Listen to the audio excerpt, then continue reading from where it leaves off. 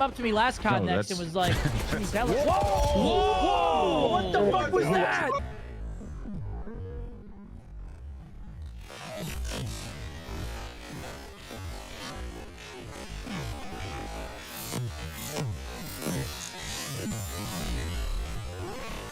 The clip you've just watched is what desync can look like even in a 60Hz refresh rate environment on new Call of Duty Black Ops 6 multiplayer, let alone what it will look like in Warzone's 20Hz environment. Call of Duty's biggest new feature, omnimovement, is set to completely change how Call of Duty Warzone is going to fundamentally work. Not only are we looking at a brand new balancing system with new Black Ops 6 weapons, with radically different hitboxes and damage models, but we're also introducing an entirely new movement system that allows you to dive and slide and sprint in any given direction. But Black Ops 6's brand new feature could end up being Warzone's Achilles heel and arguably its worst enemy, because the introduction of omnimovement is going to highlight a problem that's existed since the inception of Warzone, and that is the server system. Call of Duty Warzone has historically had some of the worst servers of any battle royale or even modern shooter, with refresh rates for their servers ranging between 12Hz and 25Hz. And what this means is the amount of time the server actually updates the information it receives from your client is around about anywhere from 12 to 25 times a second. And this applies to everything, because everything is happening on the server. Your movement and your character position, bullets and hit registration, everything happens server-side, and therefore all of this is affected by the server update rate. And for context, most other competitive shooters these days are using 128 updates a second, or at the bare minimum 60 updates a second. Battlefield 2042, despite being fairly large in terms of map size and having 128 players, was still using 45Hz servers. So the amount of information that the server is receiving and the amount of times your actual game is updating the server is a hugely important statistic. And there is a chart on screen right now which shows how much network lag introduces trouble for both damage, gunfire, and movement. This is from a YouTuber called Battle Nonsense, who has created tons of network analysis of how games work in terms of networking.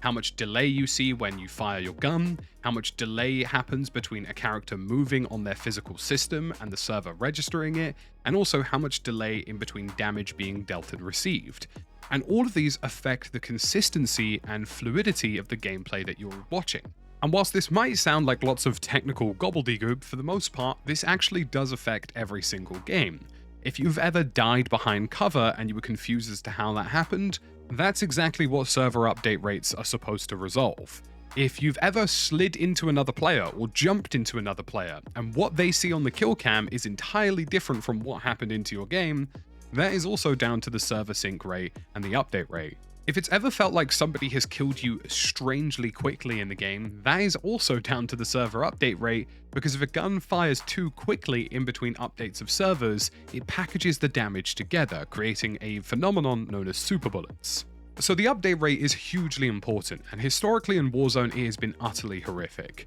There are hundreds, dare I say, if not thousands of clips online of players being killed clearly behind cover in larger maps in Battle Royale, or players sliding into one another, and two players having two entirely different perspectives of what happened on screen. Because the update rate is just so slow and doesn't update nearly enough to modern standards, you get so many inconsistencies in Warzone's gunplay, its hit registration, and character movement as well. That has been the status quo for the last couple of years, and as far as we're aware, Call of Duty has not addressed any of this and still has the same update rate with marginally more stability than it used to have before. And everything I've mentioned in regards to tick rate and how much the server updates assumes a perfectly good internet connection between the client and the server. If you happen to be in a region with more latency and more milliseconds of latency, or you just have an unstable internet connection, you will find even more inconsistency because you don't have the perfect link required in order to get the most accurate representation of what's happening on your screen.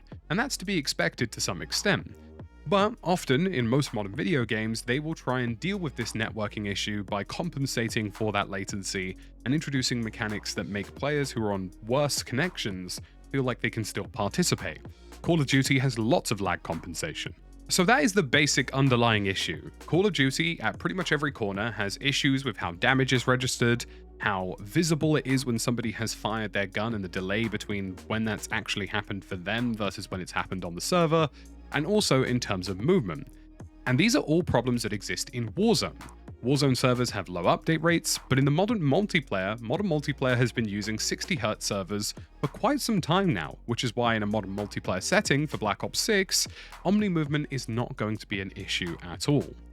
But this is where things are going to get tricky,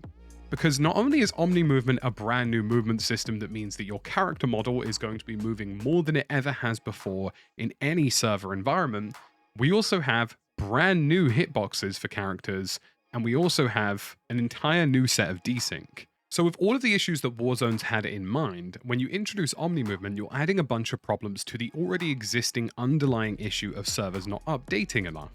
Now we have a new hitbox system which penalizes players for shooting people in the lower legs or in the arms or in segments of their body that are supposed to deal less damage, which is a perfectly sensible mechanic, but when you consider that players are going to be diving left, right, backwards, and all over the place, it means that the damage from an individual bullet, whether they hit somebody in the chest or hit somebody in the leg because they decided to dive away, are going to be two radically different values. Now, if on your screen you've dove backwards and this player should be shooting you in the foot, but on their screen you haven't dove backwards yet and they're shooting you in the chest, we are introducing tons of inconsistency into the overall time to kill and fluidity of the entire Warzone system. I can foresee a not too distant future in Warzone where somebody ends up dealing what looks like 3 to 4 shots worth of damage to your chest when they should be shooting you in the leg because you've dove in a different direction. Or I can foresee future examples where you dive behind cover and die anyway because on the other opponent's screen and in the server,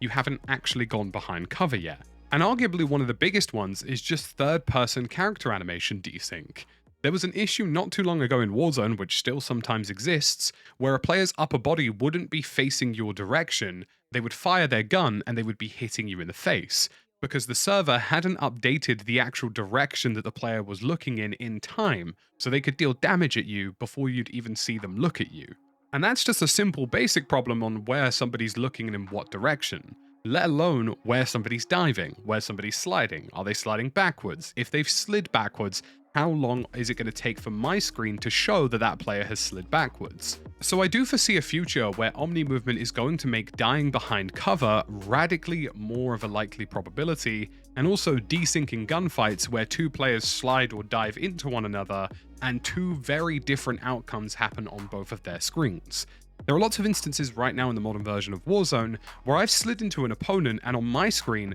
they've seemed to have bumped into me and not gone anywhere, but on their screen they've flown past me, haven't touched me at all, and completely murdered me. So this kind of desync between what's actually happening in your game versus what's actually happening on the server itself is going to be a radically different thing, and it's going to be a new problem that I feel Warzone is simply not ready for. But the biggest issue that I see this presenting, and this is something that I've touched on very briefly, is actually about the consistency of the gunplay we're going to experience in Warzone. Because if players are capable of sprinting, diving, and sliding in any given direction, and the server doesn't update fast enough to register what's going on, there are going to be times where it feels like somebody should have been shooting you in the feet, but was actually shooting you in the chest or head.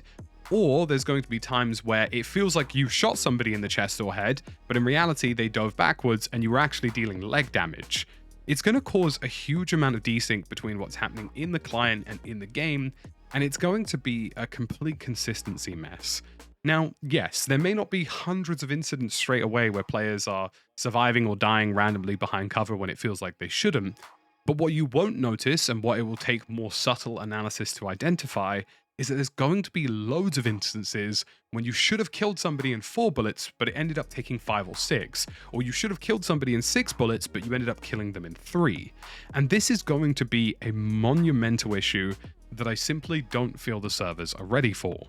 Now, I could be entirely wrong, but considering there was no news at COD Next regarding server performance and server update rates, it's pretty safe to say that there isn't any planned improvements to how Warzone servers operate, and it's pretty safe to say that they're going to be the same 20Hz servers that we've been playing on this entire time. And if this chart by battle nonsense is anything to go by, the amount of delay that introduces in terms of damage, gunfire, and movement is going to be substantial enough that at the top end of gunfights, or even in most casual games, you're going to notice pretty radical inconsistencies between one gunfight to the next gunfight. On multiplayer, it's not going to be a problem at all because it's updating at 3 times the rate with 60 updates a second. But in Warzone, where you're only getting sometimes 20 and sometimes even lower if there's server load, it's going to be an absolute living nightmare. I for one genuinely don't see how Warzone is going to be able to address the inconsistencies that omnimovement is going to bring to Warzone without upgrading the servers and providing higher tick rates at a higher cost for Call of Duty, which honestly at this point is just the industry standard for everybody else, and it's really a miraculous miracle that they've gotten away with it for as long as they have. I'm going to give you my little mini prediction here. I want you to bookmark this video or save it or put it in your notes somewhere on your phone and come back to this video sometime around December or January, because I'm predicting that we are going to see effectively a shit show for Warzone. It's going to take people a few weeks to realize, maybe 2 or 3, but the inconsistency in gunplay and the inconsistency in kill cams is going to become inherently apparent for top-end players fairly quickly, and then progressively will slide down the player scale to casual players who start to notice abnormalities as well. I give it a week or 2 before we post clips online of 2 players, 2 streamers, playing against one another, and on both of their screens we see 2 radically different outcomes of the same gunfight. Mark this tweet, mark this video, I'm confident of it. And if you enjoyed this video, drop a like, drop a subscribe for more news and everything that's Black Ops 6, Warzone, and more, and I'll see you again in the next one.